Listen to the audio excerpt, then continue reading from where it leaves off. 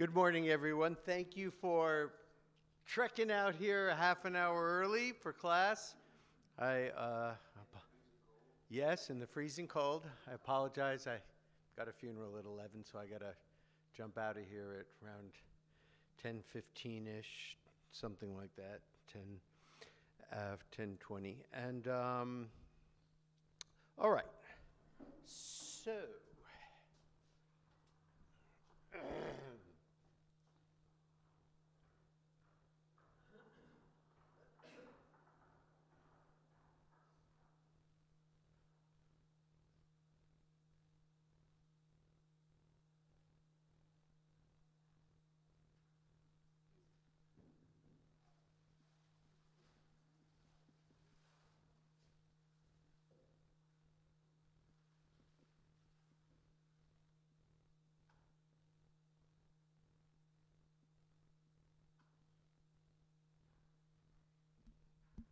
All right, so today we're going to Egypt. Oh, good. So tell us, take a few moments and tell us about your experience in Egypt. Well, we went to Valley of the Kings, which is, Very exciting. yeah, it's a 5-hour bus ride from the ship. So most of the time was on the bus getting down there.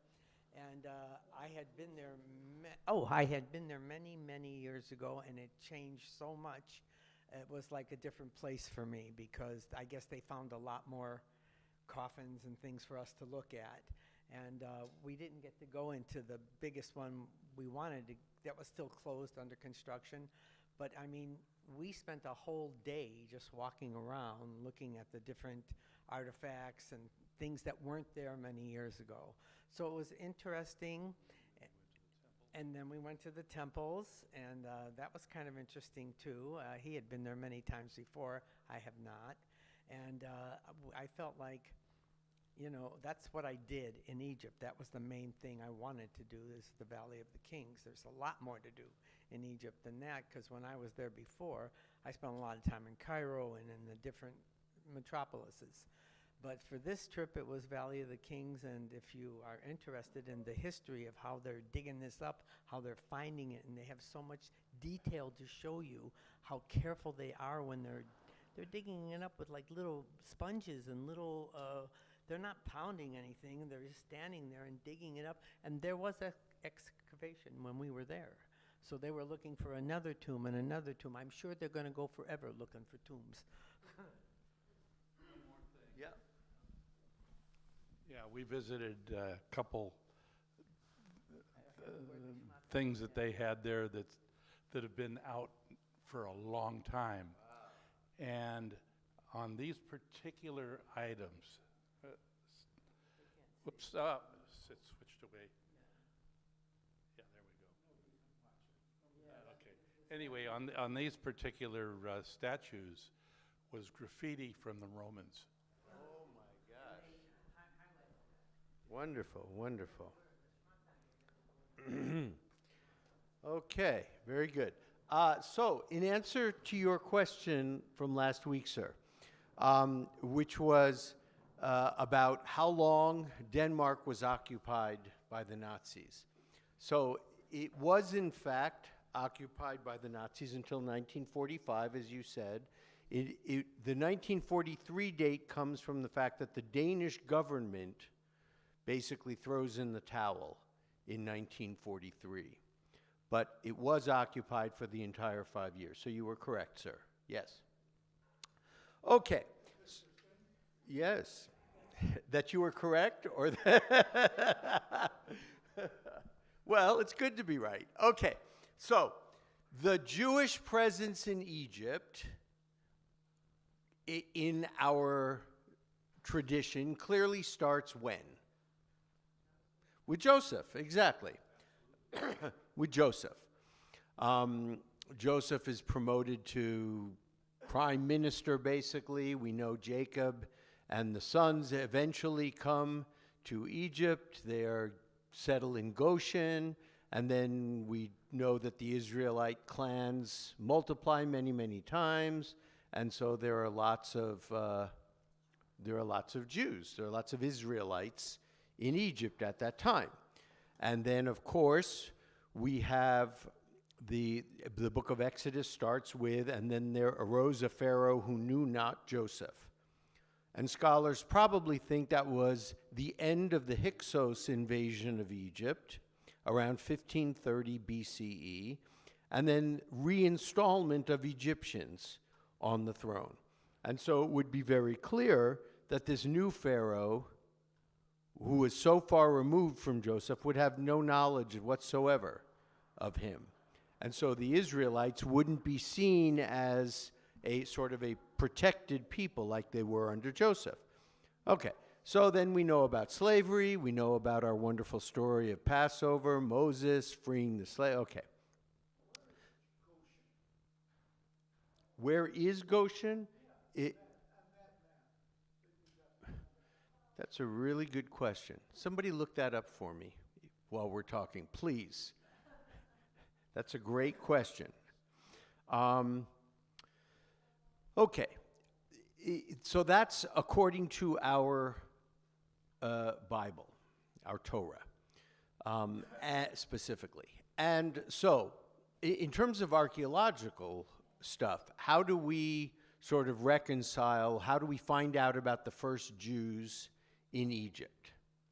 And so it seems to be that the first Jews appear, and the earliest archaeological evidence we have is from the Elephantine papyri. These are papyrus, these are letters written on papyrus on the island of Elephantine. So if you see on this map, Elephantine is an island along the Nile River. And it's about 3/4 of the way down on the Nile. Anybody find Goshen yet? Where?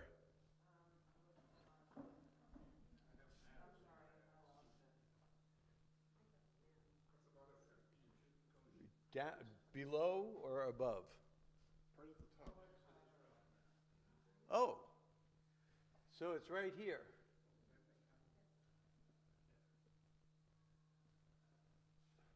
Wonderful, I learned something today. Thank you. All right, now we know where Goshen is. Fantastic. All right. Yes, thank you for looking that up. That's wonderful. Okay, so it starts with a fortress on the island of Elephantine. And these letters date from between 495 and 399 BCE. And these are letters that these are merchandise correspondences and things. And the big thing about Elephantine is there was a temple there. And the temple there creates a problem in our tradition, because the only temple that we could have was in Jerusalem. But there was a second temple in Elephantine at the same time. And there was a garrison of Jewish mercenaries who were stationed there. Probably they were sent to help the Pharaoh in his conquests of Africa. And the Elephantine papyri are written in Aramaic. They date to what we call the Achaemenid Empire. The Achaemenid Empire is the Persian Empire. And so when is the Persian Empire? When does Persia fit into the puzzle? Anybody? Good, very close. Yes, very good. And Rosa said 500 BCE. Very good. So remember that the Jews go into, the Israelites, they go into exile in 586 after the destruction of Solomon's temple. When do they get to come back?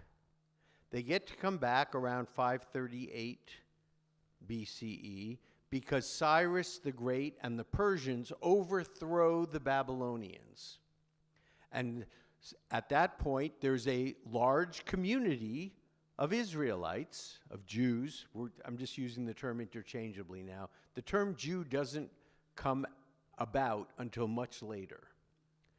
We get the first time Judaism is used is around 165 BCE with the Pharisees. So Jews, the people of Judah, don't come into existence until much later. We're way before that, but Israelites, Jews, Hebrews, we all know what we're talking about. Okay. And so Cyrus the Great comes in, and as we know, there's a large Jewish community there because it was exiled. And Cyrus the Great is the one who says, okay, you can go back now, rebuild your temple. I don't care, you can worship whoever you want to, just pay me my taxes. And he was the only ruler to do that. Because all the other rulers had said, Jews, you have to bow down to me as your king. And the Jewish response was, sorry, we only have one king. So we're not bowing down to you. That created all kinds of problems. Cyrus said, I don't care whether you bow down to me or not. I really don't care. Just pay me my taxes when I want them. And the Jews said, okay, we could do that. No problem. And again, that was the only time in Jewish history when we didn't revolt against somebody, was during the Persian period. Okay, the Persians are conquered by the Greeks in 330. So during that period, 530 to 330, that 200 years or so, we have this temple in Elephantine, then there were large numbers of Jews who came from Judah in 597 when we had the end of the monarchy in the kingdom of Judah. So remember, under Solomon in the 900s, David's kingdom splits into two. We have the northern kingdom of Israel, the southern kingdom of Judah. Judah was governed, reigned over by Solomon's son, Rehoboam. The northern kingdom, Israel, was ruled by Jeroboam, who was one of the generals and one of the aristocrats. And all the aristocrats went north. Rehoboam reigned in the south. The north gets destroyed by the Assyrians in 721 under Sargon II, which leaves Judah. Okay, Judah, as we know, comes under Babylonian rule. And the way that happens is Nebuchadnezzar lays siege to the city. The last king of Judah, Zedekiah, is taken in chains. His eyes are poked out while he's looking at his family, and he is taken into exile. And then Nebuchadnezzar appoints Gedaliah as the governor. For those of you who are versed in traditional Judaism, we have something called the Fast of Gedaliah. That is fasting because the last sort of ruler of the kingdom was Gedaliah, exactly. Okay, so the papyri were discovered between 1815 and 1904. All right, so that tells us there was another temple, there was a fortress, there were Jews at this temple, and from what we can tell, there was a mix of monotheistic and polytheistic traditions here. So probably some influences from Babylon came into the temple. It's very highly likely. The temple itself was destroyed in 410, and there was more destruction in 1822 when Islam comes in and invades. All right. So that's our first sort of archaeological, the stuff that we can prove, was the island of Elephantine. What happens after that is, if that temple, as we said, was destroyed in 410, Who runs through the ancient world after 410? That's Alexander the Great. So I always, as I say, it's always easy to remember round numbers. So I just say 300 is Alexander the Great. You'll be within 30 or 40 years, okay? Which way back then doesn't matter. So around 300 BCE is Alexander the Great. He marches through the ancient world. And he brings Greek culture through the ancient world, including to the Jews. And the aristocratic Jews seem to have embraced Greek culture. Oh, we like these togas, these gyros, that's very delicious, etc., even to the point of some worshiping the Greek gods. This was the whole problem that the Maccabees came out to solve. The Maccabees said, "What are you people doing? What are you doing? Don't be Greek. We're not Greek." So there was an internal thing with the Maccabees to try to purify the Judaism from within, and also obviously an external thing, because the Greek Syrians had been ruling what is now Israel. How did that happen? After Alexander the Great dies, basically his empire, which was the largest empire that the world had seen at that time, was split between his 5 generals. The 2 most important generals and strongest generals and most prominent generals were Ptolemy, Ptolemy, Ptolemy, and Seleucus. Ptolemy basically got the western half of the empire. Seleucus got the eastern half of the empire. And the other 3 got a little bit in the south and around. But it was basically between Ptolemy and Seleucus. And each one wanted Israel. Why did each one want Israel? Because if we look on the map here, the Middle East goes up into here, right? Then we have Europe here, and we have the Far East, and we have Turkey, et cetera, et cetera. What is Israel? Israel is right in the middle of everything. It's the crossroads to everything. That's why every culture wanted Israel. Yes, because if you have Israel, then you can get to wherever you want to go pretty easily. If you don't have Israel, you got to go around it, and that makes it much more difficult.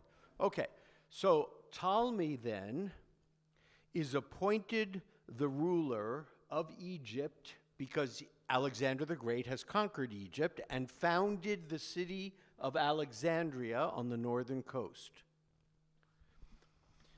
Ptolemy is appointed ruler in 323 BCE. He declares himself pharaoh in 304. You have a Greek pharaoh. And then begins what we call the Ptolemaic period in Egypt. All the pharaohs after Ptolemy are are Greek. Up to the last pharaoh of Egypt, who is Greek, that you know very, very, very, very, very well, because her name is Cleopatra. It's Cleopatra the 7th, actually. Because when Ptolemy takes over, every pharaoh who's male starts the name with Ptolemy, and every female starts the name with Cleopatra, Arsinoe, or Bernice. And so Cleopatra was the 7th Cleopatra in the Ptolemaic pharaohs. So Cleopatra was Greek. She spoke Greek. She was not Egyptian at all. After Cleopatra and Mark Antony fiasco, then Egyptians returned to the throne. All right. And the Jews came to Alexandria. So Alexandria by far had the most Jews. Other communities arose during the 3rd century BCE, but by far Alexandria had the most. But Jews were in lots of different places. They were assigned a separate section in Alexandria, but it wasn't the same as like a ghetto where the Jews are thrown off to the side in a terrible place. They were assigned a special section in Alexandria so that they could keep apart from the general population and not be influenced by polytheistic traditions, right? The idea of being separate, oh, thank you so much. I'll take this one. The idea of being separate is so important to Jews and has been over the course of history. So at the end of Shabbat, we do a ceremony called Havdalah. Lehavdil in Hebrew means to separate. The idea of being holy comes from the idea of being separate. So Jews, their entire history, have tried to stay separate so that they wouldn't be influenced by polytheistic traditions. They wouldn't have to eat non-kosher food. They wouldn't marry non-Jews, etc. They kept to themselves off to the side. That's the good side to it. The bad side to it is that everybody hated us because of that. Nobody wanted us to be part of their population or their country. You people just want to stay yourselves on the side. Okay, fine. We don't want you then. If you don't want to be with us, we don't want you. And this was, in part of how the Reform movement got started, because Moses Mendelssohn said, look, we keep ourselves apart. Nobody wants us. Yet you all want to be citizens of this country. Why do you think they're not letting us be citizens of this country? Because we want to keep ourselves apart from them. So we have to do some stuff that gets involved with them a little bit. We have to kind of wear the same clothes that everybody else is wearing, sort of eat the same food as everybody else is wearing, and not be so standoffish, not be so insular. That's the word I wanted. Not be so amongst ourselves. Okay. So there was a separate section in Alexandria to keep that community pure and out of the influence of polytheism.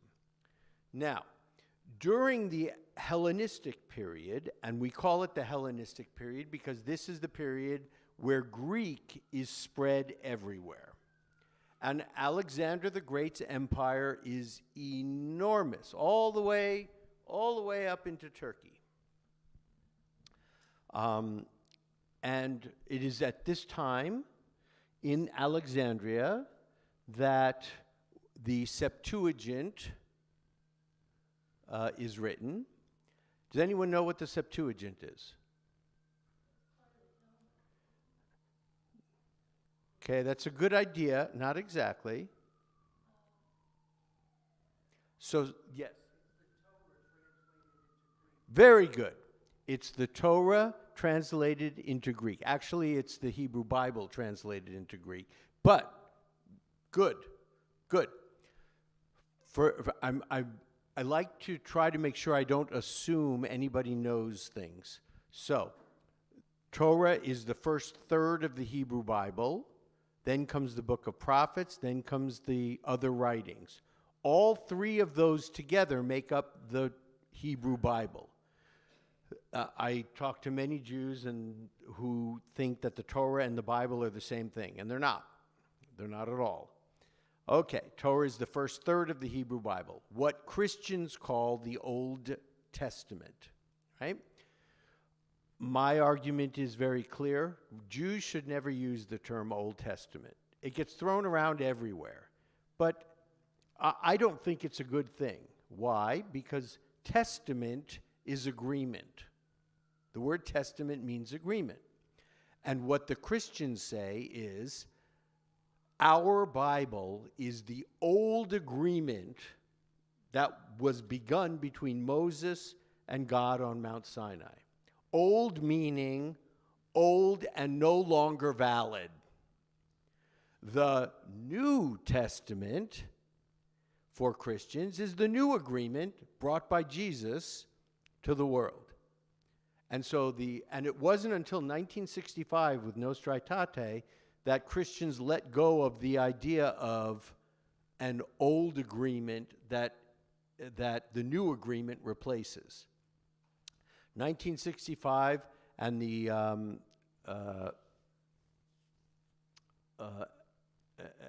decree from the Vatican says the old agreement is still in force for Jews. The new agreement is for everybody else. Okay. Yes.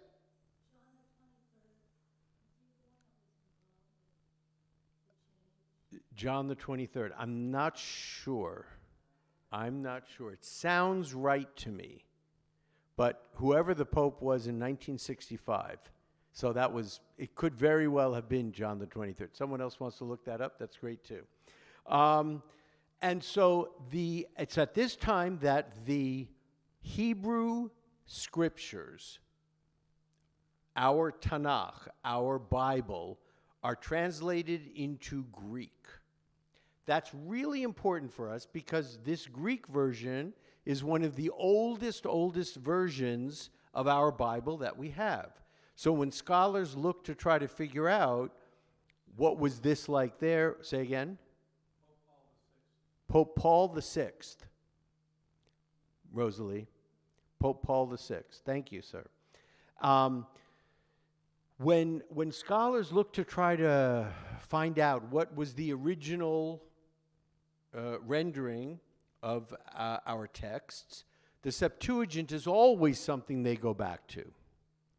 The problem with the Septuagint is that the Greek doesn't always translate the Hebrew precisely. It's not an exact correlation sometimes. So sometimes we get some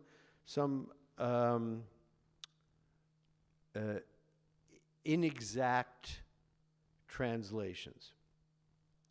But that's what the Septuagint is, and it's very important to our tradition. I realize I'm doing a lot of history today, but this early history of Egypt is so important to the history of Judaism in general that I think it's worthwhile for us to review what these things were. Yes? So why is it called Septuagint? 7D. Right. So very good question. Why is it called Septuagint, which means 70?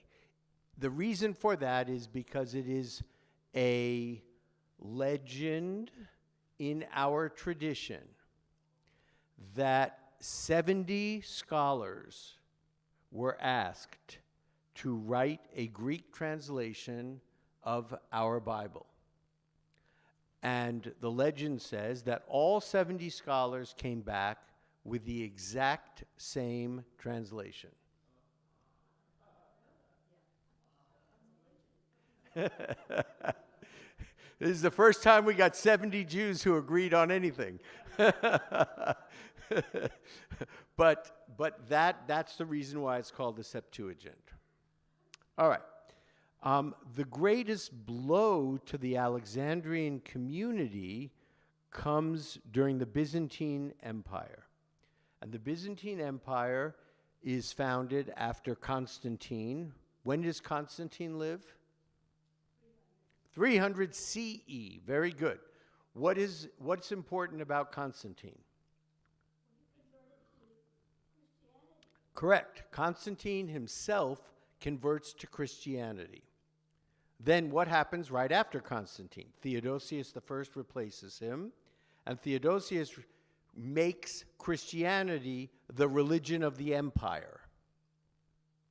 Okay. Egypt is part of the Byzantine Empire. Christianity is now the official religion in Egypt. That's not good for Jews. Okay? And it never was early on. During what is called the Pax Romana, which had been sort of a slightly earlier time, the western half of the empire, mostly in Europe, veered very much towards Latin. the eastern half of the empire, especially in Turkey, was absolutely speaking Greek. So you began to have a split within the empire. It gets further split later on when we get the Great Schism between Eastern Orthodox and Roman Catholic, and the western half becomes the Holy Roman Empire, and the right half, the eastern half, stays the Byzantine Empire. So it gets a little complicated there. But the idea that during the Byzantine Empire, Christianity is now the official religion throughout the empire was not good for Jews. In 414 CE, 414 after the year 0, we have what's called the expulsion of Jews from Alexandria, the Alexandria expulsion. And that is done by Saint Cyril, and approximately 100,000 Jews are expelled from Alexandria, and many are forced to convert to Christianity.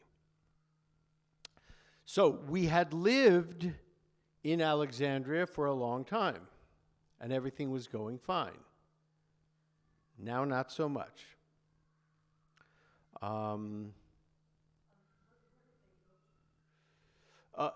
Other cities in Egypt. Other cities in Egypt.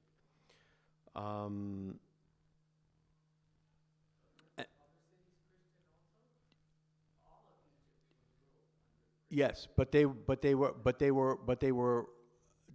welcomed / tolerated in other cities.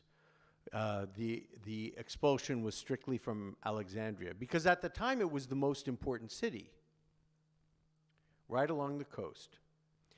Now, so we are talking now in 414. What is the next major people, the next major invasion that's going to happen after 414? Islam, Saladin. Right, good. Absolutely. And when does Islam come onto the scene? 600, beautiful. Again, a general date, not exactly 600, but if we remember, 600 is Islam. That gives us a point of reference. And remember that Muhammad originally has respect for Jews because he called them the people of the book. We had a written tradition already. Same thing with Christians, although he was very suspect of Christians because of all the saints and the tripartite nature of God, the Father, the Son, and the Holy Spirit. You know, Muhammad was, that doesn't look like monotheism to me. We got 3 here. We got all these saints that people are praying to. Ultimately, he decides Christians are people of the book also. And so he included in some ways also Zoroastrians from Babylonia. And so Muhammad originally was favorably disposed to Jews. We had a good tradition. It was already written. And Muhammad says, look, I've got this new agreement, which is more current than the Christian agreement and way more current than the Jewish agreement. Okay, so I have this new agreement. And Allah wants submission. This is what Allah wants. And so Muhammad went to the Jewish leaders and he said, hey, I got this new tradition. It's great. This is what it says. And he incorporated some of our stories from our Bible, but he changed them. And so, for instance, Abraham is no longer sacrificing Isaac. Abraham is sacrificing Ishmael. And many of the midrashim, many of the other ideas from the rabbis. And so Muhammad came to the Jewish notables and said, okay, well, this is what our tradition says. You should like it. Ba, ba, ba, ba. And the Jewish leader said, excuse me? Excuse me? That's not what it, no. You got it wrong. What do you mean I got it wrong? You got it wrong. That's not what the tradition, I didn't get anything wrong. This is what Allah wants. Oh, I don't care what Allah wants. This is, okay. You can imagine how that went. So, Muhammad was not really happy with the Jews at that point. And that's when the first tensions began between Judaism and Islam. And of course, we know it got much worse after that. But in the lands where Islam ruled, and Islam took over lots and lots of land. Islam conquered lots of land, including Egypt. In the lands where Islam ruled, Jews were considered dhimmis, Dhimmis.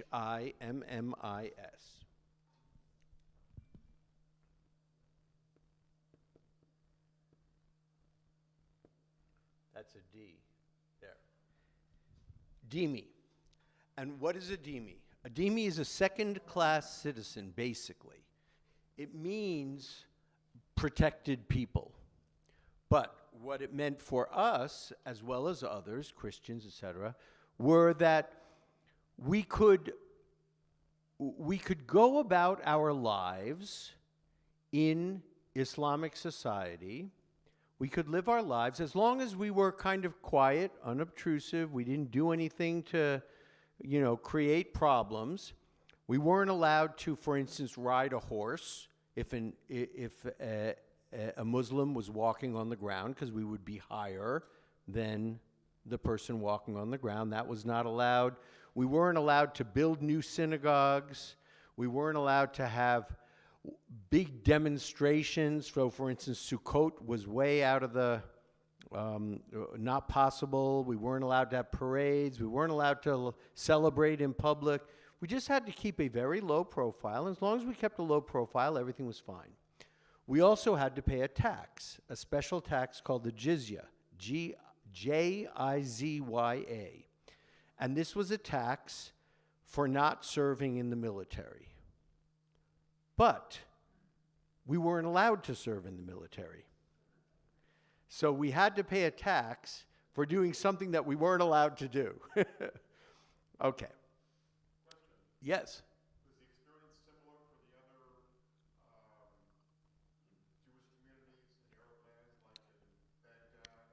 So the question is, was the experience similar to other areas where Islam was in control? And the answer is, by and large, yes. Jews were ruled at that time by what is called the Pact of Umar. And the Pact of Umar gave the rules that I just gave you. You couldn't be high on the horse, you can't build it, okay. In some places, those rules were enforced very strictly by some rulers, and in some places, they were interpreted a little more loosely by rulers. But by and large, Jews living under Islam did okay. In contrast to Jews living under Christianity in Europe, where there was persecution all over the place. There were isolated incidents of persecution under Islam, but in general, it was, you were better off being a Jew living under Islam in the Middle Ages than you were a Jew living under Christianity. When the Muslims came in 641 to Egypt, at first the Jews there kind of welcomed them. There was something called the Treaty of Alexandria, and Jews were treated fairly. At that time, it's reported there were about 40,000 Jews in Alexandria, and they largely remained unbothered. People didn't give them a hard time. In other places, it was a little worse, a little better, but as I said, overall tolerable. Overall tolerable. That's a good word for us to use. Tolerable. Starting in 863 CE to 905 approximately, the Karaite community in Egypt grows. Who are the Karaites? This is important in our tradition. Strictly biblical Judaism. That's right, Melinda. Very good. So the Karaites are a group of Jews along with the Samaritans who don't believe in rabbinic Judaism, meaning they don't agree in the oral interpretations from the rabbis. They're strictly biblical, based on what our Bible says. This is important. They were founded by Anan ben David in 715, basically, and then their influence grew. So, the Samaritans and the Karaites then are the only two Jewish groups that we could call fundamentalists. Fundamentalists meaning they only believe in our texts. You can't say Chabad is fundamentalist Judaism. No way. Because Chabad absolutely believes in the rabbis' opinions. That makes them not fundamental. The only other group that you might put in there is perhaps some of the West Bank settlers today, because their rallying cry is biblical. Okay. Karaites exist today. There are a number of Karaite communities. Samaritans exist today. Their holy mountain is Mount Gerizim. Instead of Mount Sinai, they were in the north. And what scholars believe is that the Samaritans are a mixture of the remnants of the northern kingdom. So remember, when Israel, the northern kingdom Israel, is destroyed by Sargon II in 721, Sargon II exiles the 10 tribes of the north. Remember, when the Israelites move into Canaan after Moses under Joshua, 10 tribes get allotted land in the north, 2 tribes get allotted land in the south. Basically, Judah and Benjamin. Simeon was there for a little bit, but got swallowed up. And so there are 10 tribes in the north, 2 tribes in the south. Those 10 tribes are then thrown out. They're dispersed. That's how we get the 10 lost tribes. And of course, we have no idea where they went or who they are, or, we have people who purport to be descendants of the 10 lost tribes, including one special tribe in Africa called the Lemda. When we get there, we'll talk about that. The Lemda have markings of the Kohanim in their genes. So, very possible somewhere way, way, way back, they had an ancestor, ancestors, whatever, who were Kohanim, because it's a very specific gene.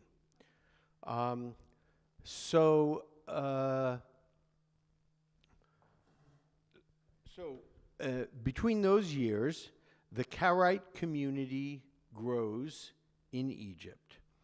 And the Karaites present a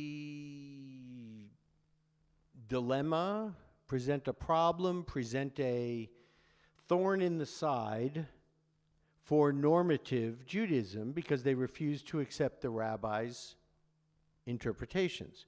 We here are all rabbinic Jews, I am assuming. In other words, we all follow the religion based on the interpretations of the rabbi. We don't follow the Torah. We don't. We follow what the rabbis say the Torah says.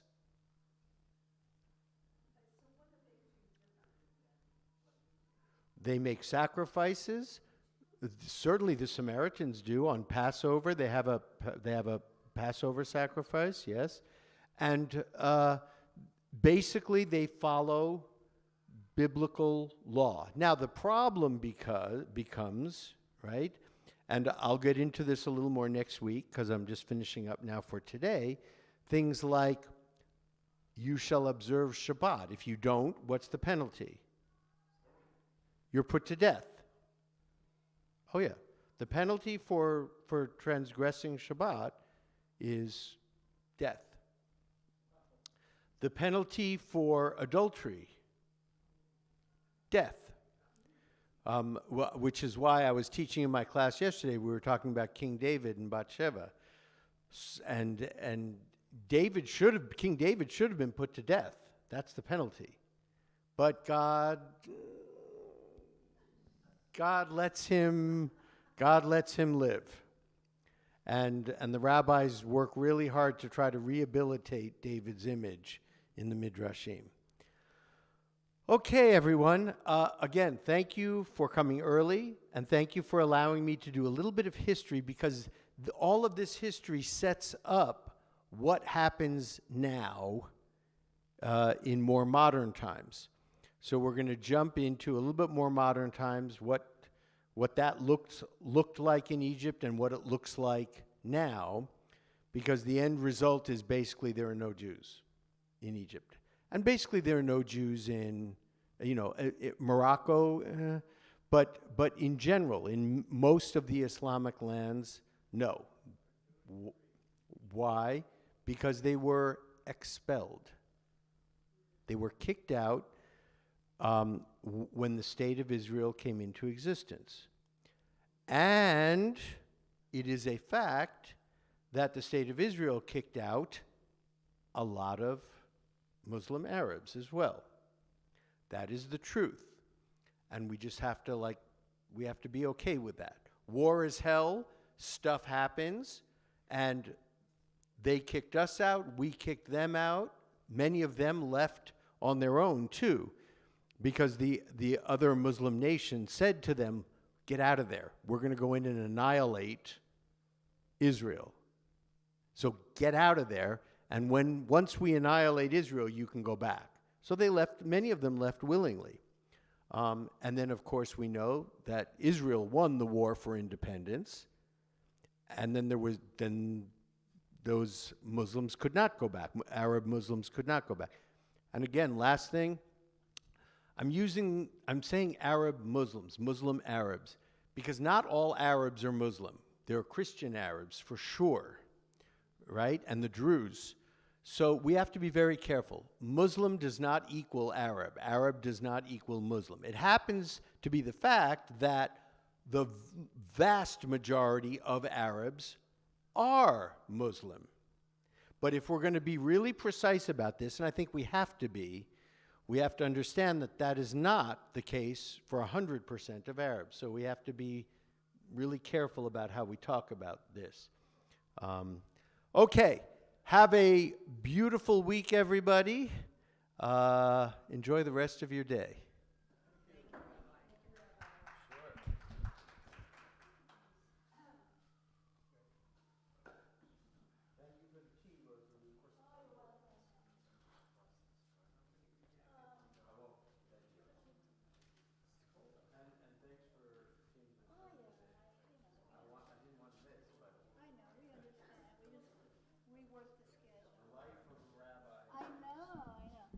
Anyway, Susie's not here today. She's not feeling very well, so she's at home and watching.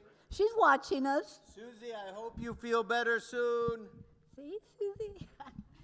Anyway, Rabbi Alexander will be here at 10:45, so enjoy your break.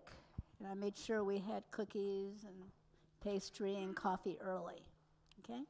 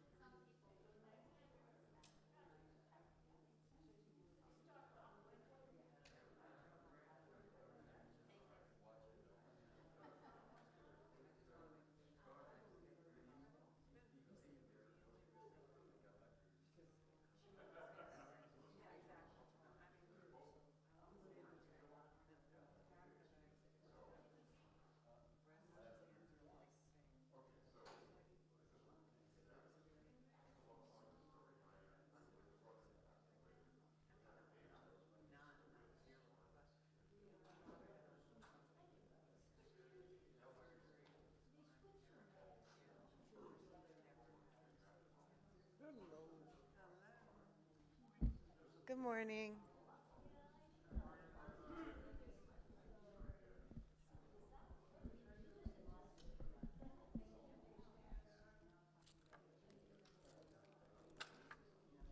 Good morning, good morning.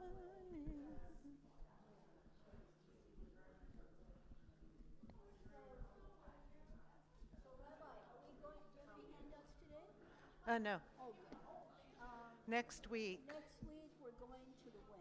Absolutely. Okay, so maybe you'll say that.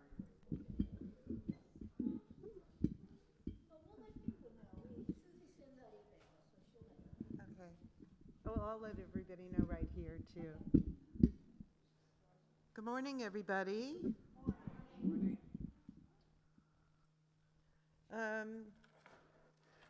I think that we have a few less people here today. Hope it's not something I said. And I did shower. So, good morning. It was really exciting being here last week together and the week before. This is the last week that we'll be spending in Russell Hall. Next week, we'll be meeting starting in the Wynn meeting room, which is as you enter the building on your left as you enter the building, kind of almost down this way. And the reason that we're going to be doing that, hello everybody at home. You better be dressed nicely next week, people at home. So the reason that we're doing that is because I start next week by putting some things up on a PowerPoint. So we're going to take a look at some texts, some of them newspaper articles from the 1800s and some other things that were written in books. And all of us will get an opportunity to read those things. In other words, it won't just be me speaking to you like this, but it will be more involved in terms of everybody participating because it will be up on the screen and I'll be able to say, Warren, would you like to read what we're doing? And then we'll be discussing it. So it's going to be a little bit different of a learning experience. Yes, Melinda. What? Both what? I guess both classes are going to meet there. Is that it? No. Okay, so you'll be taking a walk or yeah, but how are they going to Zoom? Yeah. Anyway, so Rabbi Goodman's class will continue in here, and then we'll all walk over there. So does to that the mean Wynn that room. the people at home will have to switch from They'll have to switch from live stream to Zoom. So we'll give instructions via email to people in terms of what to expect and what to do. Okay? So the reason that I am causing all this turmoil for everybody and that you're going to have to get up and walk the 100 feet or whatever it is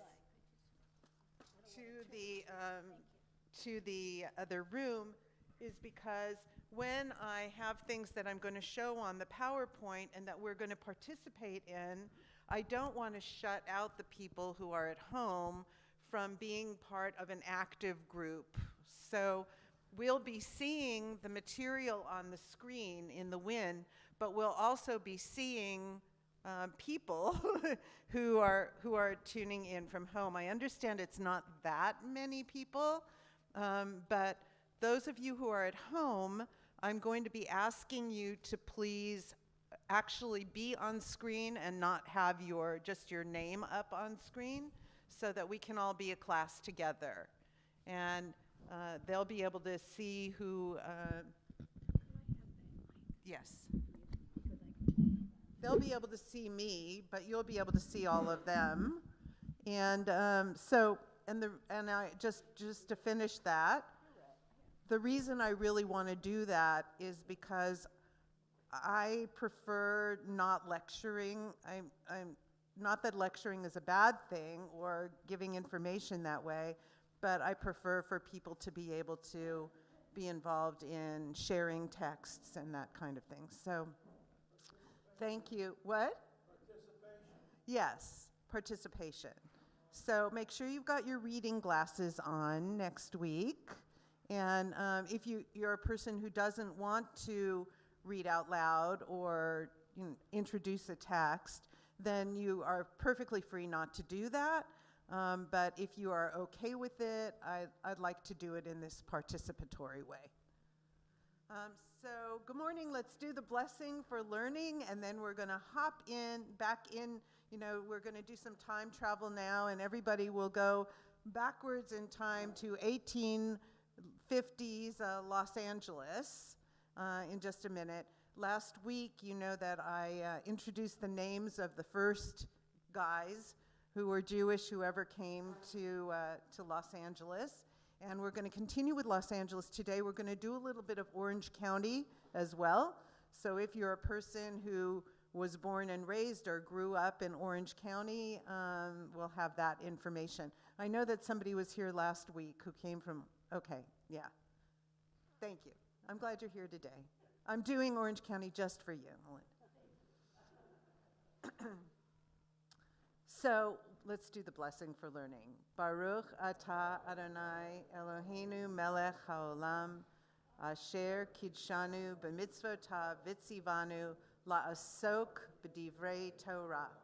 I hope it's a good learning experience for all of us together. So we talked about the reason why people came, these 8 guys came to Los Angeles, and that it was for the only reason to come here was for economic advantage. We talked about the fact that they were lucky enough to open their businesses and to live in Bells Row, where everybody had to go through. You remember this, right? Everybody had to go through that. If they were coming from outside of Los Angeles, that was the only way in. No 405, no 101. You can just move the trail through to Bells.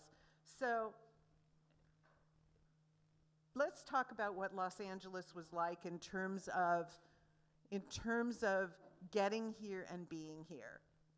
It was tremendously isolated. The only way you could come from anywhere in the country or in the world is to either take really difficult trips on stagecoaches or to go on a steamer ship. And as we alluded to last week, Los Angeles in the 1850s through the 1870s was described as one of the roughest, crudest cities in the United States. Now, 1850s to 1870s, when we got done talking about San Francisco, what was San Francisco like in the 1870s? Much more refined. They'd already been through all of their early days, which was the late 40s and the early 50s in San Francisco. And by the time you get to the late 50s, 60s, 70s in San Francisco, you're talking about opera houses and beautiful restaurants and lovely neighborhoods to live in. None of that existed here at all. So, gamblers were here. Outlaws were here. They had followed the gold southward and the vigilante operations that existed in Northern California mines. And they had been in San Francisco, many of them not successful there because San Francisco was already established. So if you're at a point when they get there that you already have a department store in San Francisco, you really need to try and look for a place to go where you can get established even if you're in small business. A lot of people got supplies from San Francisco, which came from where first? It came from the East Coast first, made their way to San Francisco, right? Then, if you were lucky and you were somebody working in the Los Angeles area, you would get secondhand, I don't mean secondhand goods, but pay secondhand to have those goods transported to Los Angeles. So, in Los Angeles during that time, a murder a day was normal. That's true now? It's true now because we're regressing. But we also have a much, much, much larger population than they did in those days. So the short street that the 8 Jews lived on, from Aliso to the plaza, was filled with gambling halls, saloons, and houses of prostitution. It is not a place where any of the mothers that probably were in Germany or Eastern Europe would have really been happy about their sons establishing their businesses. There's actually a Talmudic piece that I think Jim has heard because he goes to my Secrets of the Rabbis class on Shabbat. Sometimes Rita has been there as well. But one of the things that's in the Talmud is a castigation of a father who opens up a perfume business for his son in the red light district of wherever it was that they lived. And then, as could be kind of obvious, the son falls into not very great ways of life behavior. And the father gets really mad at this. This is all Talmud, so we're talking about like the 3rd century of the Common Era. And when the father finds out, also the 2 of you are there at the class, so you've heard this. But one of the things that happens is the father gets outstandingly angry at his child for falling into ill repute himself. And then somebody else comes and says to the father, if you didn't want him to take this road, you shouldn't have opened up a perfume store for him, and certainly not in the prostitutes district.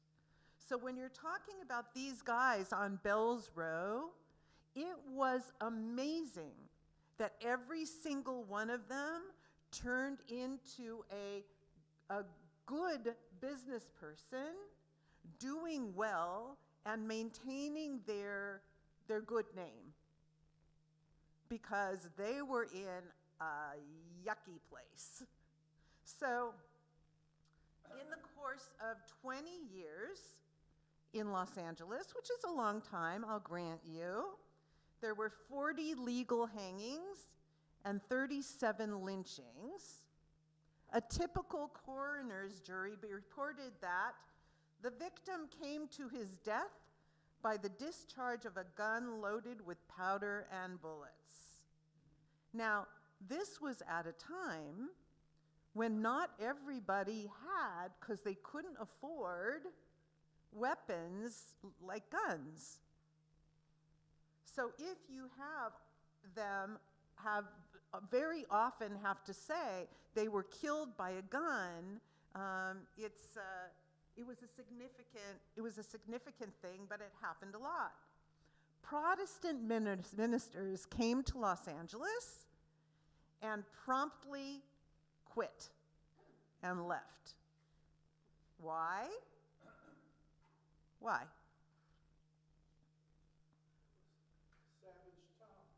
A savage town. That's one reason, absolutely.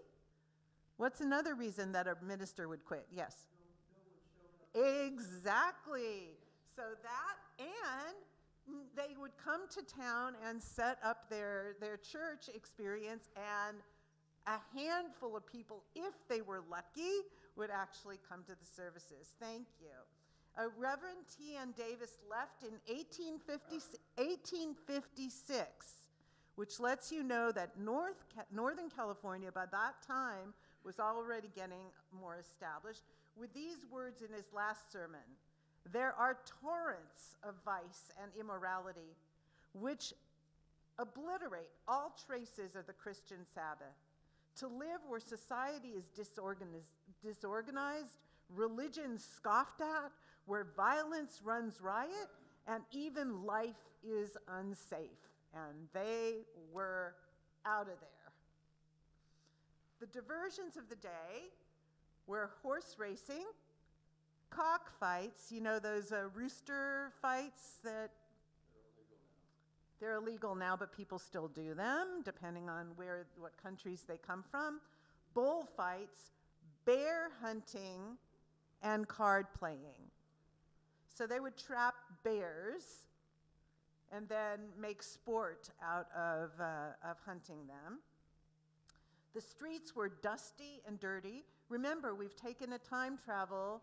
We're in the 1850s in this very area or close to it. So don't wear nice shoes. With animal carcasses lying unburied and myriads of dogs running wild. The fanciest hotel, the Bella Union, was described as a corral with numerous pigeonholes by those who had come from elsewhere and were staying in them. The early Jewish merchants quickly learned to carry a gun, and they learned to speak Spanish before even mastering English. Why? Because Los Angeles, at the very beginning of their stay, was still not an American-held territory. And we have to keep in mind that all of those ranchos and all of the different areas in where we're sitting right now, and also all over Los Angeles, and this was mostly a Spanish-speaking environment with an ingathering now of Anglos, people who came from other places, who spoke English or other languages. This information comes by Rabbi Max Vorspan's extensive book. I don't know if you've been in the area long enough to know who Rabbi Vorspan was. He was a very well-acclaimed rabbi in this area. A wonderful guy who taught. Came to Del Rio a number of times to give lectures on the history of LA. Well, there you go. I could never match him. Pardon? You have the book. Excellent. And he was the rabbi for the second day of Rosh Hashanah here. Oh, he was. So there you go. I didn't even know that. So he taught at the University of Judaism, and he became a prolific writer, a lot of it on Los Angeles Jewish history. And the book, The History of Jews in Los Angeles, is still available in used bookstores. So I recommend you to look for it. I utilized it a lot in creating this class, but if you're interested in the full scope of what happened in Los Angeles Jewry, go back and look at your book. The Jewish population grew as economic opportunities grew. They set up businesses, and very often at the beginning, they mostly traded with the Spanish rancheros. Because there was not a class of professionals or even any clergy in those early days, early Los Angelinos depended heavily on their merchants for civic leadership. Because in many cases, the only people who could be trusted to be as straight up as individuals were in that period were people who had a business with a building and a safe and a number of different things. So they became depended on by so many people. The Jews were prominent in these efforts. They represented, for all the people in the area, a kind of stability that wasn't often found in Los Angeles at that time. It's really quite amazing how many times in the books I looked at, there were discussions of the fact that everybody in the areas came to the stores of these early Jewish businessmen. And what does that say? I mean, what does that say? There are only 8 people at the beginning, and it slowly began to grow. I mean, what kind of feeling do we have when we know that that's what happened in early Los Angeles community? Anybody have any ideas? They were honest. They were honest. People, many of these people, many of these people, most of them had never seen a Jew before in their lives. But they came to know that that's where they could go.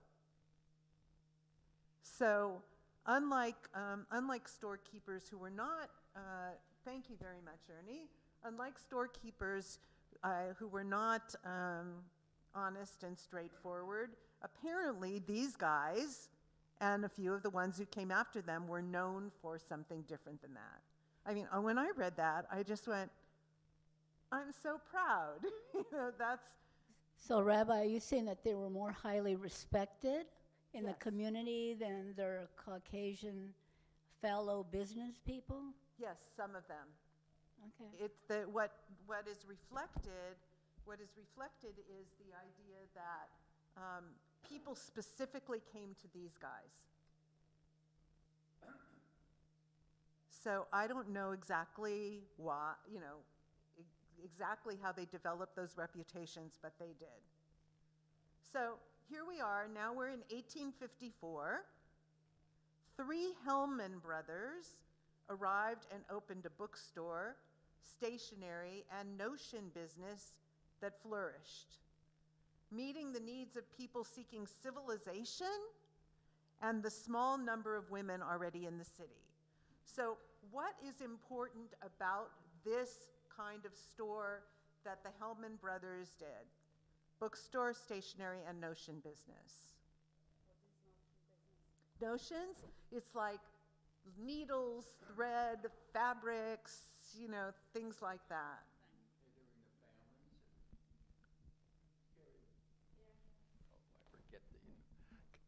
They were catering to women now and to families. So a few more women are coming into the city, not just Jewish women, but a few more women were coming into the city.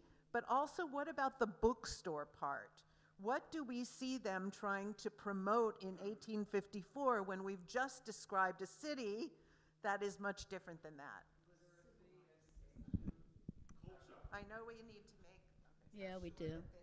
Literacy, education, culture. Yes.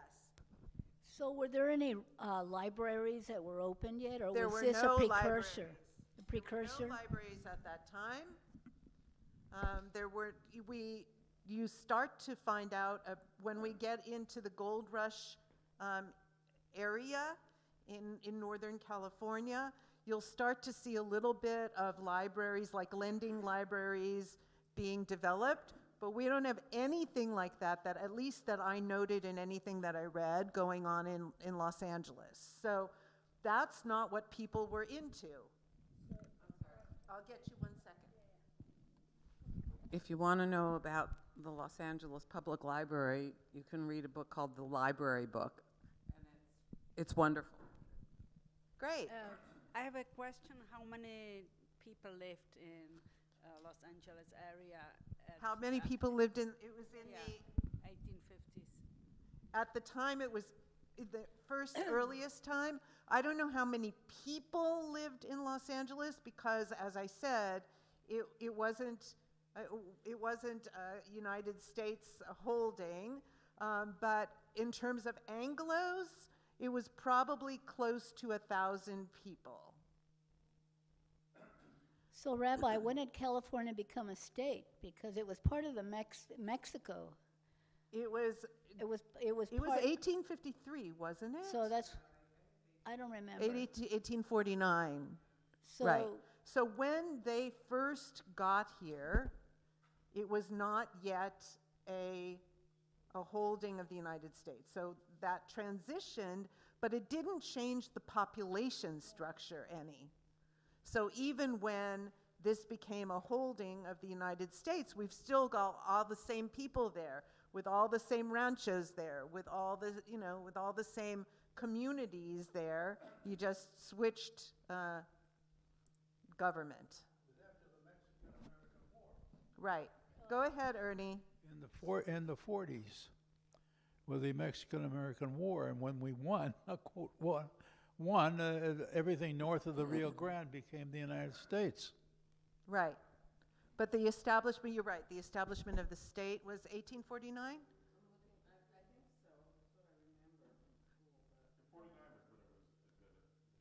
Okay. And the population in 1850 was 1,600, 1860, 4,400. Okay, great. Thank you. So I was off by 50% or more, so. And I don't know whether that means just Anglos or whether that means everybody in Los Angeles. It's really hard to tell in anything that I read. Yeah, I have So- another question. The people that were here already, even though they were Spanish speaking, did they become American citizens at that time? I just wonder.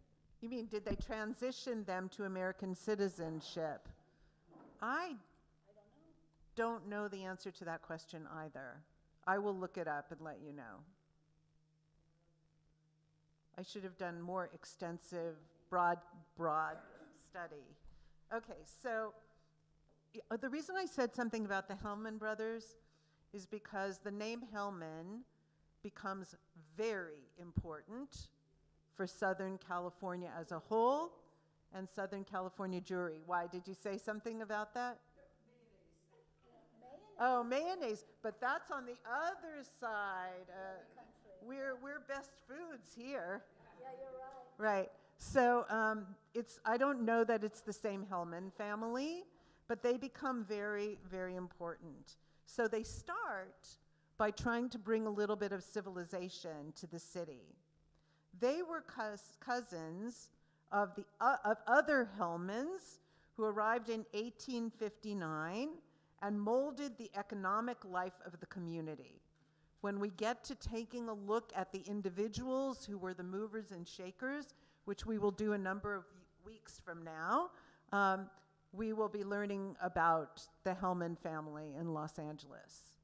My son-in-law's last name is Hellman, and unfortunately not related to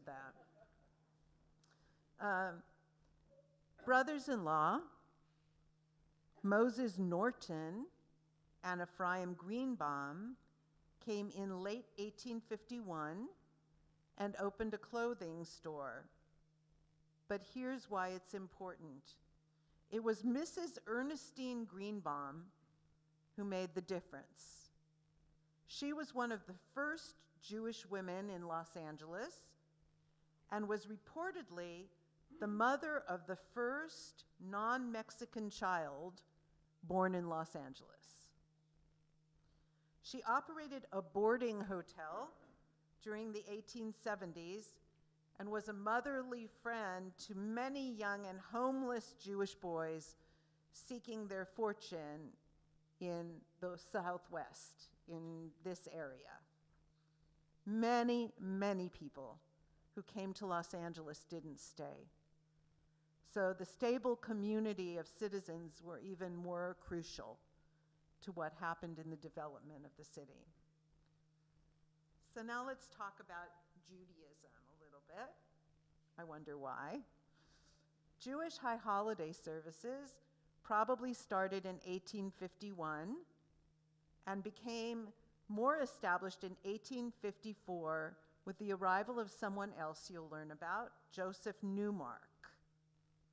Services were held in various rented and borrowed places until the first synagogue in this entire area was built in 1873 at 273 North 4th Street, now Broadway, so downtown LA. You have a... No, I was thinking of Boyle Heights. That's on 4th Street. So that's not 4th, no, that is 4th Street? No, that's not. It was downtown, the first one. So there was a very famous artist at the time who was also Jewish. His name was S.N. Carvalho. and he visited in 1854. He went all over, basically all over the world with his art, but everywhere that he went, he engaged with the Jewish communities in those places. And when he came to California, he was particularly interested in engaging with the nascent, with the new groups of Jews who were settling in various parts of California, but in this case, notably Southern California.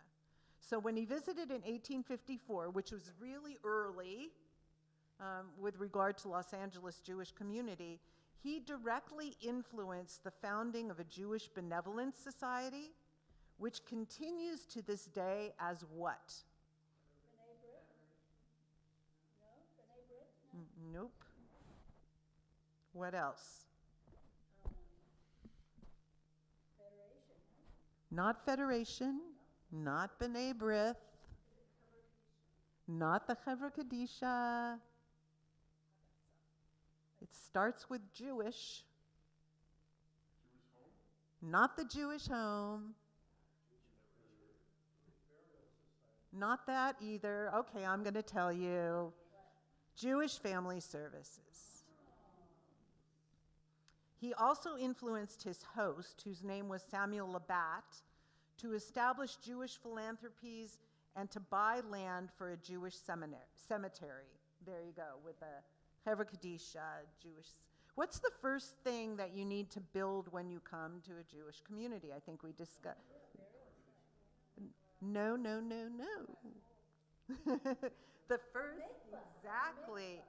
first thing that people who come to a community are supposed to establish and build is a mikveh, which they didn't do in Los Angeles because there were 1.5 women.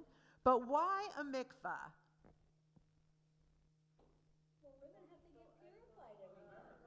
Yes, women have to get purified every month, or what? Men use the mikveh too, but since women had to go to the mikveh, and still do, many women, right after they're done menstruating, they have a reason why you build a mikveh first. So come on, folks. Right. No mikveh, no sex, no children, right? So that's why mikvaot are first. So then, of course, comes what you said, which is find and build a cemetery and develop a Chevra Kadisha. So this is the constitution of the first cemetery.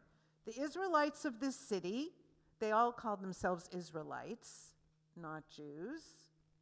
The Israelites of this city, being desirous of procuring a piece of ground suitable for the purpose of burying ground for the deceased of their own faith, and also to appropriate a portion of their time and means to the holy cause of benevolence, unite themselves for these purposes under the name and style of the Hebrew Benevolent Society of Los Angeles.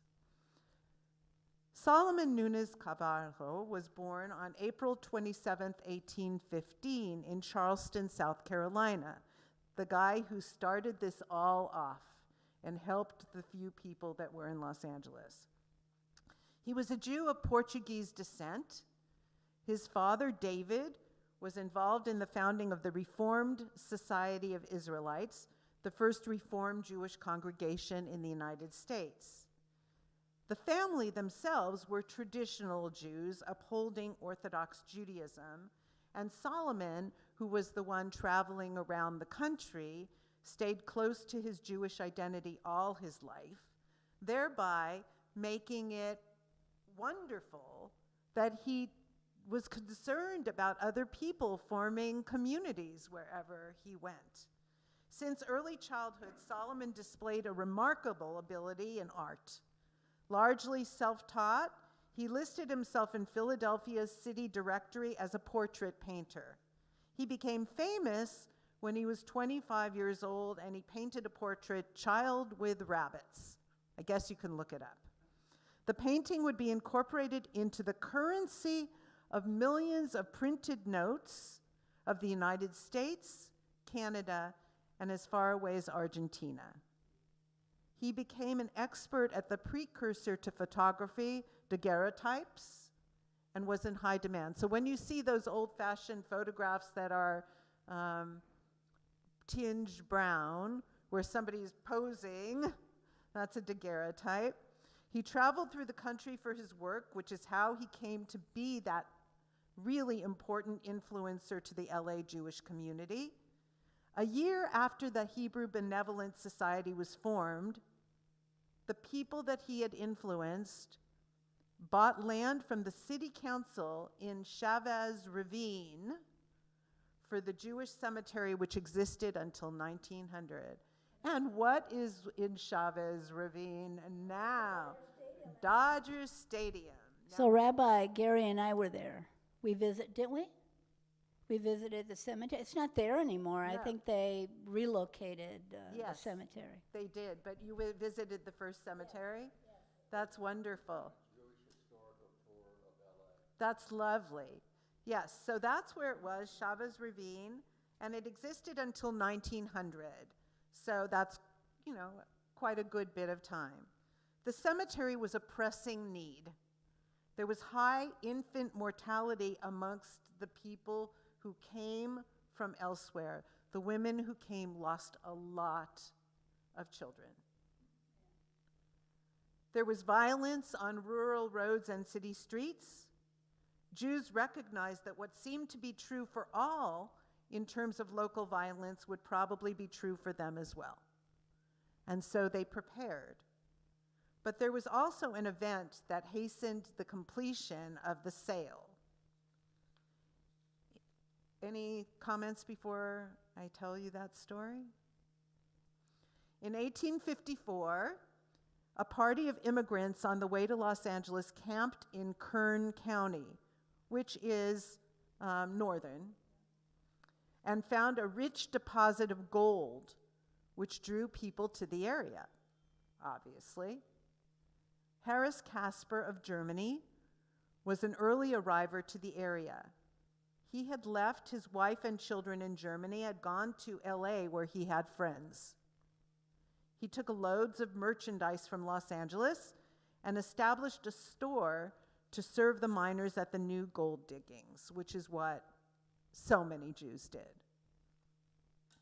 On February 23rd, 1855, this is such a typical story, so that's why I picked it. William Ferguson of Greenhorn Gulch got into an altercation with Casper and shot and killed him. A contemporary account said that Ferguson killed Casper, quote, because he refused to sell a pair of pants on credit. Ferguson turned himself in and was tried by the miners there. Casper's friends in LA heard about his murder, and they, quote, made arrangements to have his remains brought in here and interred in the Jewish burial ground of this city. What I just read to you was actually published in the Los Angeles newspaper at the time, the Los Angeles Star. And this was the urgent catalyst which made completion of the cemetery purchase imperative. Later, the Jewish community fenced in the cemetery, which was lauded by the general community with a hope that Protestant cemeteries would do the same to ensure that their grave sites not be disturbed. So what do we learn? What do you think we learn about what happened with Cavajo and the Jews in the city finally getting together and putting together these organizations and then getting the cemetery, and what was written by the Protestant leaders in the community? It seems as though the Jews were modeling in terms of what the Protestants could do, in terms of not only building a cemetery, but securing it as well. Right. So, sorry, I don't know what this is, but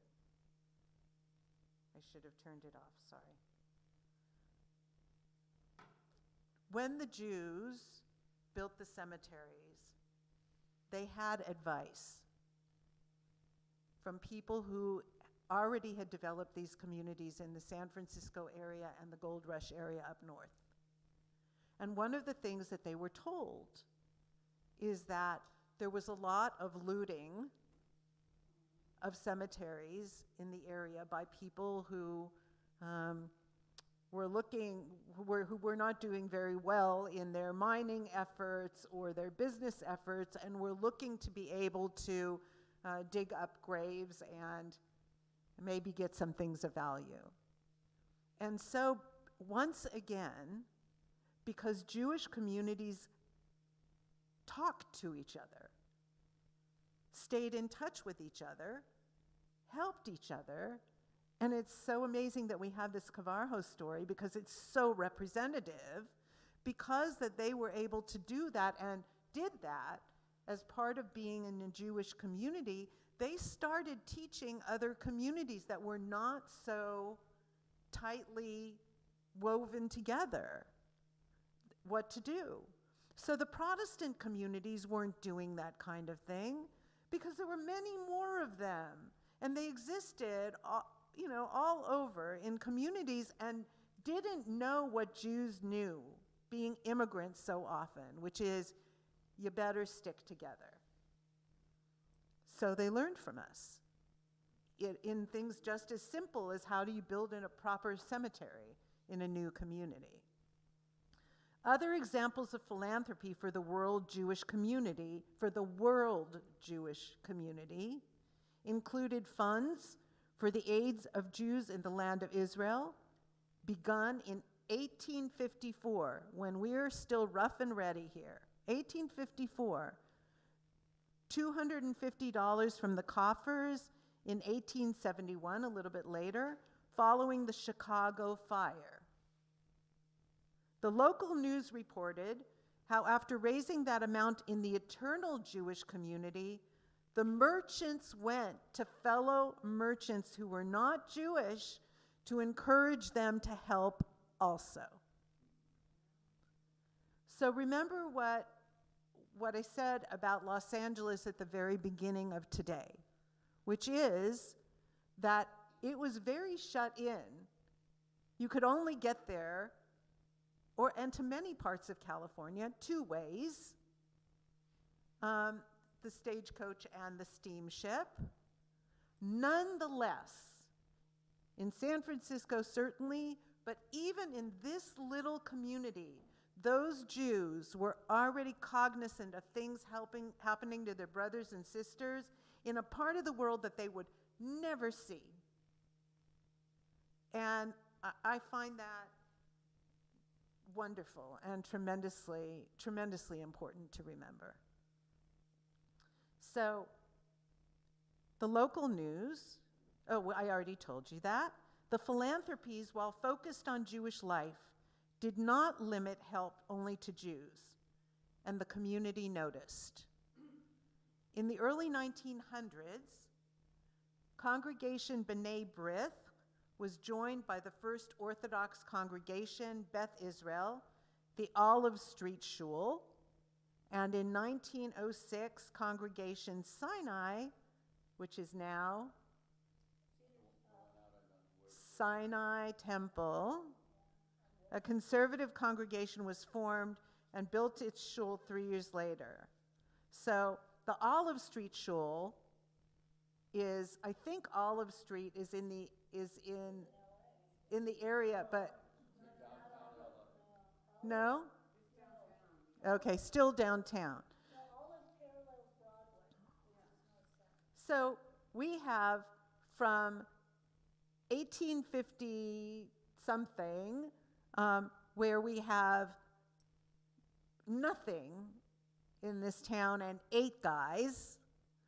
We come to a point where you get to 1871, and they're already, and earlier, 1854, they're already giving tzedakah, and synagogues are being founded less than a generation later, we've got the building of all of these communities.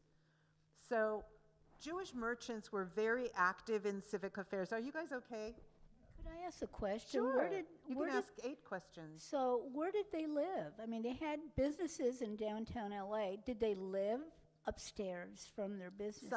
In many cases, they lived upstairs from their businesses. They lived nearby their businesses. They were in their businesses most of every day, so they started, if they were able to get businesses with their own property, and this was after Bells Row, they would just have apartments or housing above their So above their when business. did they move to Boyle Heights later on? Yeah. Of course, Jewish merchants, as I said, they were in civic affairs and were instrumental in founding these things: the Masonic Order, the First Library Association, the Odd Fellows Order, and the German, this makes sense, Turnverein, which is a buddies group for people who came from Germany, but it included everybody. They were elected to city council and the board of supervisors. And in 1873, the Jews in Los Angeles were highly involved in establishing the Chamber of Commerce that obviously still exists. Jewish business, both wholesale and retail merchandising, was very prominent in town. In 1865, another Hellman, I.W. Hellman, who we'll learn about later, entered the banking business. Have you heard of the Hellman family in the banking business? If not, you will. They were really involved and became the leading banker in Los Angeles and among the most respected throughout the whole state, along with Henry Huntington, with whom he did business. What did Huntington do? Not Jewish. Railroads. And of course, we still have the Huntington Library and Gardens, which was his estate. In 1861, Beth El, a synagogue founded by Polish Jews, was formed. It didn't last very long after the German congregation B'nai B'rith was established. They brought the Orthodox rabbi A.W. Edelman on board, and we'll learn more about him too. It functioned as a traditional congregation until the middle 1880s, when it moved closer to being a classic Reform congregation that we have now. So let's try to guess which Reform congregation. That's right, Wilshire Boulevard Temple. So the population of Los Angeles rose during the 1880s with the arrival of something that made a huge difference all over America. What was it? The railroad. The Chamber of Commerce, at that point, started advertising Los Angeles as a place to settle, but not before that. The population was 11,000 in 1880 and rose to over 60,000 within the next few years. Changed the whole structure of what happened to the city. The population boom was not necessarily good for the community in several ways. With the arrival of large numbers from the Midwest, what had been an easygoing, socially integrated society after the wild, wild days began to change. Jewish life became more insular. Jews established separate social clubs, including a Young Men's Hebrew Association, YMHA, and the Concordia Club.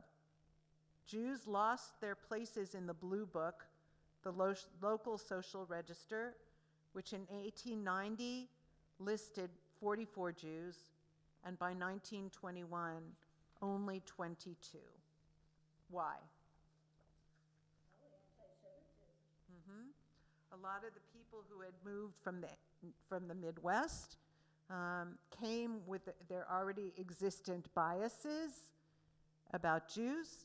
They came in really large numbers, and they changed the social fabric.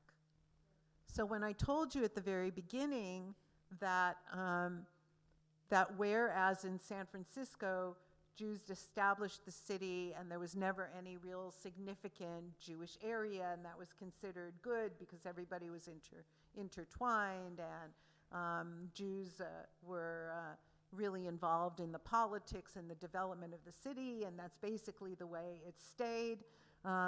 In Los Angeles, this particular Midwestern influx, which happened more in Los Angeles because of ironically enough, Chamber of Commerce, founded largely by Jews, was also the Chamber of Commerce that said to everybody in the Midwest, come and settle here. and it changed things drastically. Any questions or comments so far? So I'm just wondering if there were any major department stores that were founded during the early 1900s. Are we there yet? We are getting there. This influx did not change what Jews were doing in the city. It just changed the way they were valued in the city. So yes, earlier than the turn of the century was the beginning of building more larger businesses, and certainly banking was continued. I mean, these Jewish families that we'll learn more about were very involved in everything. They just got left out of a lot of social things that they previously had been included in. Yeah. But I'm just curious because like the Bank of California, that was an old bank. I wonder it was founded by Jews at all. Because you mentioned they were involved in banking, but you didn't say anything about the I know, name. because I'm going to get to Hellman later on, and we'll do a lot more in-depth. This is supposed to be just an overview. So let's talk about the good stuff for a minute. This happened and it wasn't good. But what happened is something that lasted all the way through the early 1970s, actually, because, for example, some of these clubs that started not to allow Jews as they were being established made it imperative for Jews who were wealthy or were middle-class Jews, or to found our own country clubs, other kinds of groups. And honestly, I did a lot of research on California Jewry, as I told you, when I was a much younger woman. And if we look at things side by side now, it's almost ironic that happening created the beginning of the large Jewish community that we are privileged to live in now. Now, I know, and we'll probably get there in this class, that entertainment had a good bit to do with things. But all of these other things started way before any of that, because I usually only teach this class to go through the turn of the century to like 1906, when the earthquake happens in San Francisco. But we'll probably go on a little bit in this, because we have a little more time, to talk about the establishment of that industry. But we are not talking about that until like the 1920s. And this happens a lot earlier.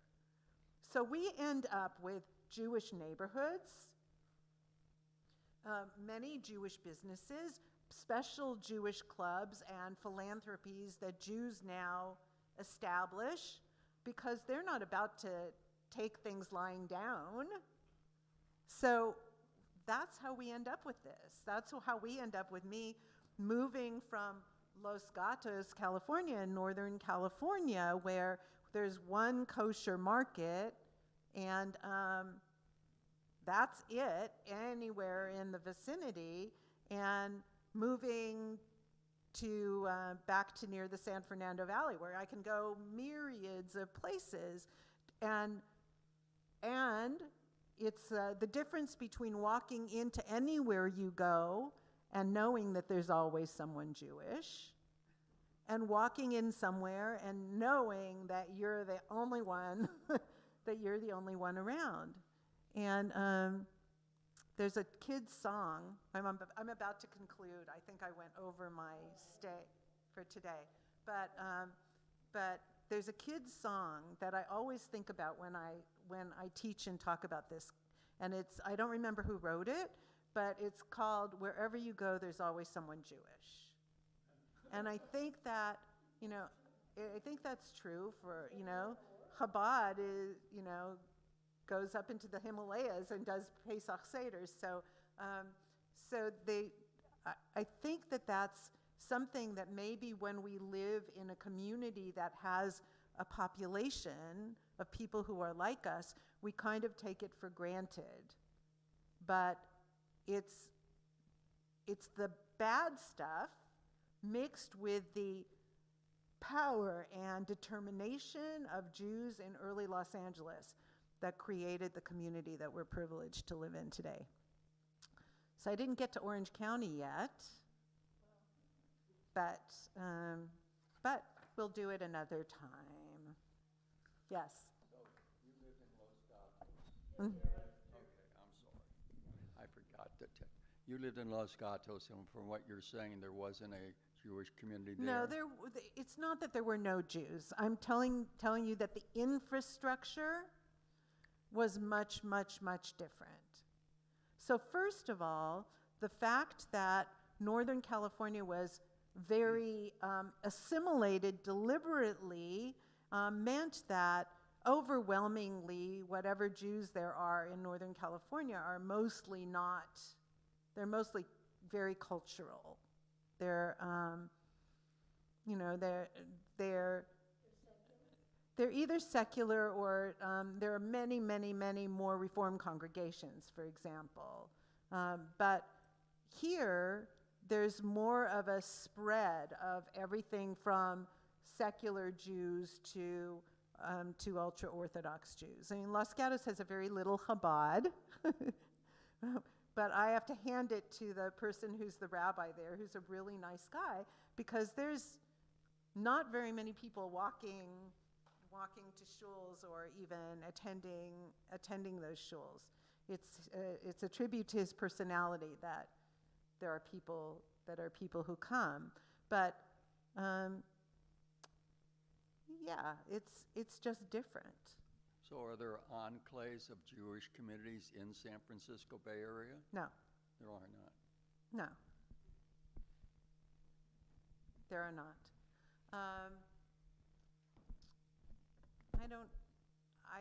I don't even know how to describe it. I mean, there aren't any kosher butchers left in the San Francisco area, or meat markets, or no, there's one in Oakland.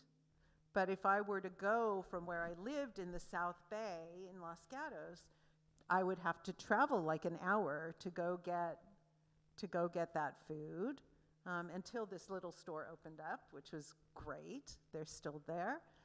It's very different. I had a very strong understanding of the fact that I would go most places and people wouldn't know what the heck I was talking about. If I went into a grocery store and said, "So do you have any Passover food?"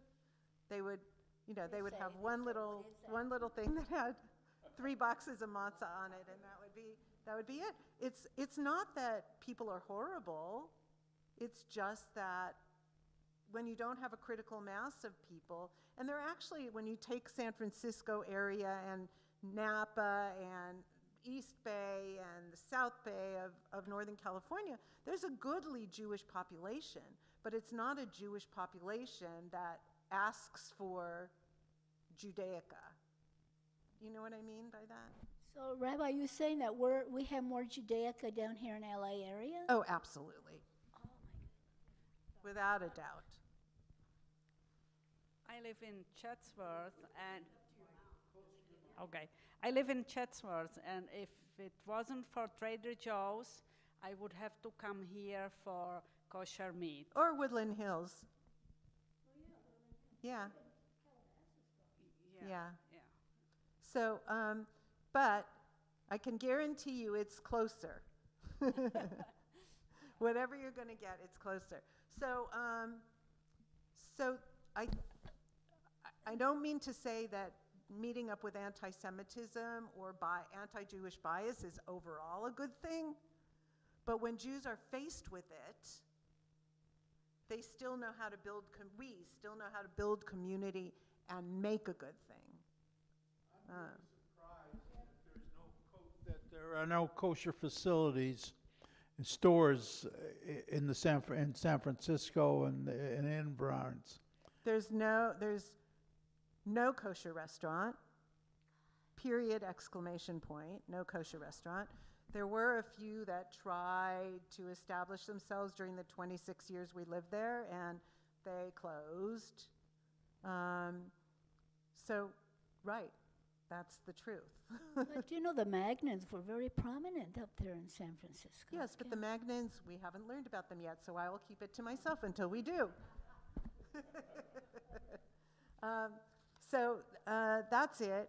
So we should be very grateful for living where we live and having the opportunity to learn about the people who started to make this happen and never gave up. So have a wonderful day. Thank you, Rabbi. It's really wonderful to learn from you. Thank you. Yeah. We didn't know that. It's a good place we live. But there's a Chabad there. I don't think they even have a building. There's a Chabad rabbi. And there is a Reform congregation, but I think it's mostly retirees living there. They don't have a building either. They meet in a church. They have services in a church once a month. Well, we, up north, we did have synagogues. I mean, Yeah. and the synagogues, the conservative synagogues had kosher kitchens and served food, but it would be like a big deal if the men's club put on a deli day, you know, because you had to ship it in from somewhere else. So I was in San Francisco over the weekend, and I went to see the plaque that you talked about. Oh, did you? Yes, and Temple Emmanuel. I can show you some. Oh my pictures. goodness! It was. I'm so glad you did that. Yeah. So this is Wow. Temple. It was. I mean, and which I would not have done. They were done with services by then, but it's absolutely magnificent. So that's Temple Emmanuel. That picture of their sign outside. So they've been in that site since Since like 25, yeah. But they established in 1850. But the plaque, it was so amazing because my daughter. Okay, so that's the plaque. Look at So I that. was there with that. Okay, that's my nephew who lives there, and my daughter. And it was like, they're like, we walked by this a million times, we never saw it. Can you please send a picture of the plaque I to sent me? everything to Susie and asked her to send it Okay, to you wait, because I thought that would be cool. that Yeah, you that's would see. great. Yeah, that's Thank it. you. Yeah, the three of us there. How wonderful. It was amazing. I would never have done that without your lecture. So Oh, thank I'm you. so glad. Thank Thank you. It was you. really touching. And we drove by the other temple, the Sheriff Israel, but it was late by then. But my nephew he's Israeli, so he was working for an Israeli security firm, and he did security at both those temples. So next time we go, he's going to take me on a tour. So I'll Okay, get to good. see Oh,